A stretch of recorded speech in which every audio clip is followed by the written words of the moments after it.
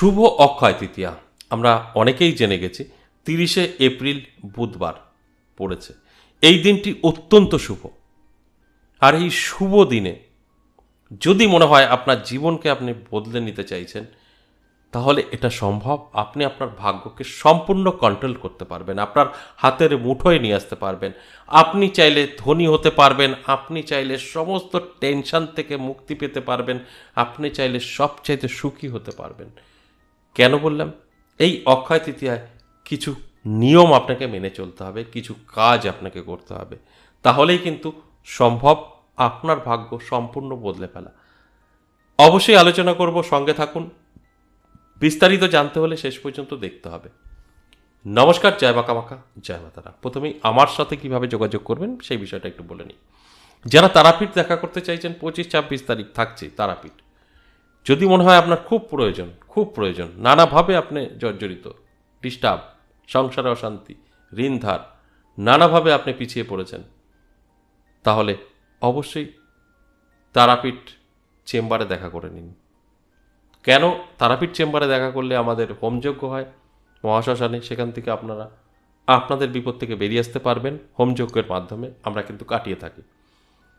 যদি মনে হয় না আমার মন্দিরে আসতে চাইছেন, আসতে পারেন প্রত্যেক সপ্তাহে 3 দিন, সোম মঙ্গল বুধ, বেলা 11টা থেকে সন্ধ্যে 6টা। আর যারা বাড়িতে বসে জানতে চাইছেন, আসা সম্ভব নয়, সেক্ষেত্রে বলবো অবশ্যই আপনাকেও কিন্তু হোয়াটসঅ্যাপ ব্যবহার করতে হবে। এবং যারা তারাপীঠ, যারা আমার মন্দির আসতে চাইছেন, প্রত্যেকেরই এই হোয়াটসঅ্যাপ ব্যবহার করতে হবে। ভয়েসে বা লিখে বলতে হবে আমি অমুক জায়গায় দেখা করতে চাই, সেখানকার অ্যাড্রেস এবং কন্ট্যাক্ট নাম্বার পাঠানো হবে। ঠিক আপনি বাড়িতে বসে আপনার সম্পর্কে জানতে চান, সেক্ষেত্রেও কিন্তু আপনাকে হোয়াটসঅ্যাপে এসে ভয়েসে বা লিখে বলতে হবে। আমাদের কিছু প্রসেস আছে, সেগুলো পাঠানো হবে, কমপ্লিট করবেন। 24 থেকে 48 ঘন্টা আপনাকে কল করা হবে। ঠিক এইভাবে আপনাকে সিস্টেমে আসতে হবে। তারপর কিন্তু আপনার সমস্যা নিয়ে আলোচনা করতে পারবেন, সামনাসামনি বসে বা দূরে বাড়ি বসে, দুটোই কিন্তু সম্ভব, অনলাইন এবং অফলাইন আমি বলে থাকি। তাই এইভাবে যদি আপনার জীবনটাকে আপনি সুন্দরভাবে গুছিয়ে নিতে চান, আপনার সমস্যা থেকে বেরিয়ে আসতে চান, অবশ্যই আপনাকে কোনো না কোনো অ্যাস্ট্রোলজারের সাথে অবশ্যই যোগাযোগ করে নিতে হবে। আপনার যাকে ভালো লাগে সেখানে আপনি অবশ্যই যেতে পারেন। আর আরেকটা কথা আমি বলি, যদি মনে হয় যে মাঝে মধ্যে একটু সময়টা খারাপ, আপনার কারোর কাছে যাবেন না। যদি লং টাইম হয় তখন যাবেন, কারণ আমাদের জীবনে ভালো এবং মন্দ উভয়ই থাকবে, সেটাকে টেনশন নেওয়ার কিছু নেই। খারাপ আছে 2 দিন, আবার ভালো হয়ে যাবে। যদি দেখছেন না এটা লং টাইম হয়ে গেছে, 2-4 বছর হয়ে গেছে, সেক্ষেত্রে আপনাকে কোনো না কোনো জায়গায় গিয়ে সহযোগিতা নিতেই হবে। এবার আসুন আজকের মূল আলোচনা, যে বিষয় নিয়ে, সেই বিষয়টা হচ্ছে শুভ অক্ষয় তৃতীয়াকে নিয়ে। এই শুভ অক্ষয় তৃতীয়া এর মাহাত্ম্য প্রচুর। এই অক্ষয় তৃতীয়া নিয়ে বললে বিশাল বড় একটা ভিডিও হয়ে যাবে, আপনাদের ধৈর্য থাকবে না। আর আমার মনে হয় না যে আপনাদের বোঝাতে হবে, প্রত্যেকে জানে এই অক্ষয় তৃতীয়া সম্পর্কে। এই অক্ষয় তৃতীয়া অত্যন্ত শুভ দিন। এই অক্ষয় তৃতীয়া যে কোনো কাজ করা যায়, শুভ দিন বলে যেটা হয় সেটাই হচ্ছে অক্ষয় তৃতীয়া। আমরা বলি না অনেক কিছু যে এই শুভ দিনে করবি, এই দিনটা বেছে নিলে আপনার আর শুভ দিন বাঁচতে হয় না। অক্ষয় তৃতীয়া মানে অক্ষয় তৃতীয়া, এতটাই শুভ এই দিন। আর এই দিনটি অত্যন্ত গুরুত্বপূর্ণ একটি দিন। আমরা যদি চাই আমাদের জীবনকে সুন্দরভাবে নিজের হাতে কন্ট্রোল করতে পারি, যেটা অন্যান্য বছরে যে সময়গুলো আছে সম্ভব নয়, এই একটা দিনই আছে আমরা আমাদের জীবনকে কন্ট্রোল করতে পারি। কিছু সিস্টেম, কিছু নিয়ম, কিছু প্রসেস শুধু ফলো করতে হবে। আর সেইগুলো যদি সঠিকভাবে আপনি ফলো করতে পারেন, তাহলে কিন্তু জীবনের পরিবর্তন ঘটে যাবে। নানাভাবে আপনি কিন্তু নিজেকে তৈরি করে ফেলতে পারবেন। আমি প্রত্যেকটা দিনই এইভাবেই আপনাদের অ্যালার্ট করার চেষ্টা করি, বোঝানোর চেষ্টা করি।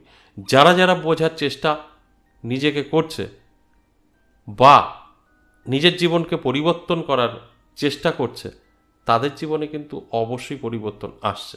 আবার ঠিক এরকমও দেখা যায় অনেক জাতক জাতিকারা আছেন, তারা জাস্ট এই প্রোগ্রামগুলো দেখে টাইম পাস, কোনো রকম অ্যাপ্লাই করে না, কোনো রকম তাদের মধ্যে চাওয়া পাওয়া নেই, তাদের সাথে মিলবে না। আর আজকের আলোচনা কোনো রাশি নেই, কোনো নাম নেই, সকলেই পারবে যদি তার মধ্যে বড় আগুন জ্বলে, বড় হওয়ার স্বপ্ন থাকে, যে আমি এইভাবে থাকবো না, আমি অনেক বড় হতে চাই। কোন দিক থেকে? আর্থিক দিক থেকে এবং ক্ষমতার দিক থেকে। এই ধরনের যাদের স্বপ্ন আছে, তাদের জন্যই আজকের আলোচনা। আমি জানি তাদের মধ্যে আগুন আছে, তারা এটা করবে, তারা তাদের জীবনকে পরিবর্তন করার চেষ্টা করবেই করবে। তাই তাদেরকে নিয়ে আমি এই আলোচনাটা করতে চাই। সকলে করবে না আমি জানি, তাদের টাইম পাস, জাস্ট প্রোগ্রামটা দেখছে, কিছুক্ষণ আবার কেটে আর এক জায়গায় চলে যাবে, তারা কখনো অ্যাপ্লাই করবে না। অ্যাপ্লাই তারাই করবে যাদের প্রয়োজন আছে। প্রয়োজন তো সকলেরই থাকে, কিছু কিছু জাতক জাতিকা আছে যে খুব জেদি, আমি এটা করবই, তাদের জন্যই কিন্তু খুব হেল্পফুল একটা আলোচনা।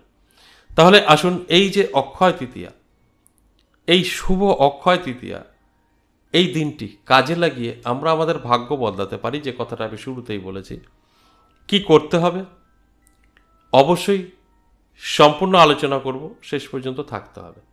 প্রথমত এই দিন খুব ভোরে উঠতে হবে। ব্রহ্মমুহূর্ত পারলে ভালো হয়, না পারলে সকাল সকাল উঠে যেতে হবে।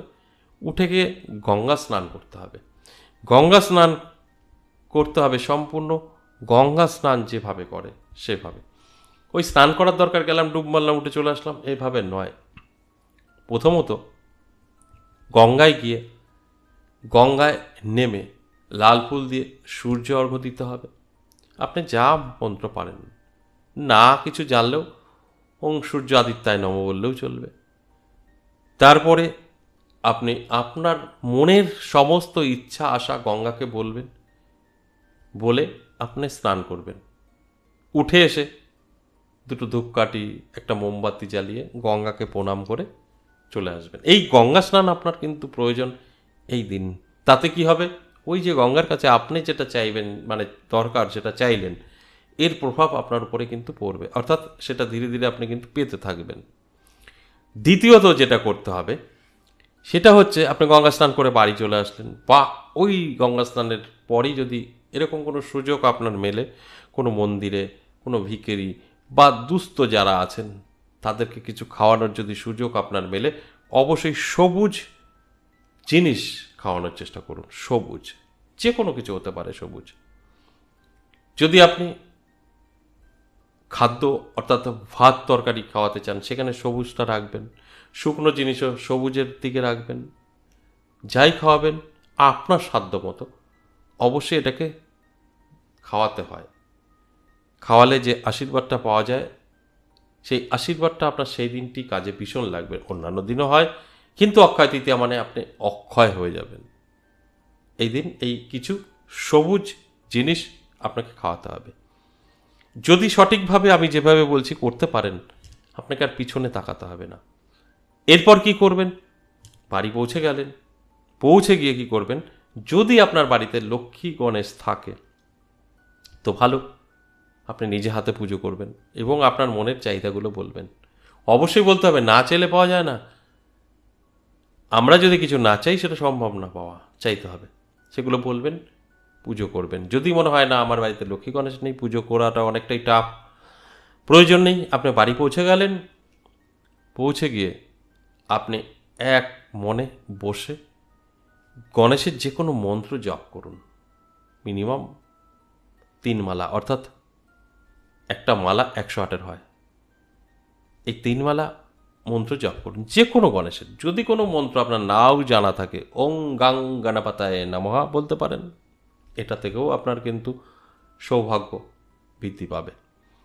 হয়ে গেল। এরপর যেটা লাস্ট কাজ করবেন সেটা হচ্ছে, আপনার কমপ্লিট হয়ে গেল। সেদিন নিরামিষ আহার গ্রহণ করবেন, আমিষ খাওয়া যাবে না। এরপর আপনি খুঁজে কুকুর, কিছু গরু, তাদের কুকুর যে জিনিস খায় সেটা খাওয়ান, একটা বিস্কুট হলেও হবে, আর গরুকে কিছু ফল খাওয়ান। করে দেখুন, এই অক্ষয় তৃতীয়ায় নিয়মগুলো মেনে চললে পরে আপনার কিন্তু ভাগ্য নিজে হাতে আপনি তৈরি করবেন।